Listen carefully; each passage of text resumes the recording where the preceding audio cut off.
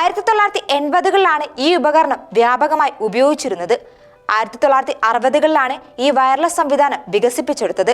ഇത് വ്യാപകമായത് 1990കളുടെ അവസാനത്തിലും 2000കളുടെ തുടക്കത്തിലുമാണ്.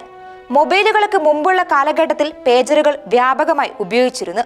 ഒരു നിർദ്ദിഷ്ട ഫോൺ നമ്പറിലേക്ക് വിളിക്കുന്നതിനോ ഒരു പേജിനോട് പ്രതികരിക്കുന്നതിനോ സ്വീകർത്താവിനെ അറിയിക്കാൻ സാധാരണയായി ഉപയോഗിക്കുന്ന നമ്പറുകൾ മാത്രമേ ന്യൂമറിക് പേജറുകൾക്ക് പ്രദർശിപ്പിക്കാൻ കഴിയൂ.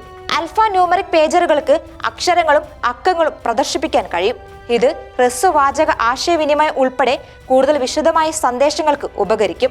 മൊബൈൽ ഫോൺ സിഗ്നൽ ലഭ്യമല്ലാത്ത ഇടങ്ങളിൽ പോലും പേജർ ഉപയോഗിച്ച് കമ്മ്യൂണിക്കേഷൻ സാധ്യമാകും. ട്രേസ് ചെയ്യാൻ പ്രയാസമുള്ളതാണ് പേജറുകൾ എന്നതാണ് അതിലെ രഹസ്യാത്മകത. ഇതാണ് സ്മാർട്ട് ഫോണുകളുടെ കാലത്തും പേജർ ഉപയോഗിക്കാനുള്ള ഒരു പ്രധാന കാരണം. ഉപയോഗിക്കാനുള്ള എളുപ്പവും ദീർഘമായ ബാറ്ററി ലൈഫും എമർജൻസി സർവീസുകളടക്കം പേജർ ഉപയോഗിക്കാൻ കാരണമാകുന്നു.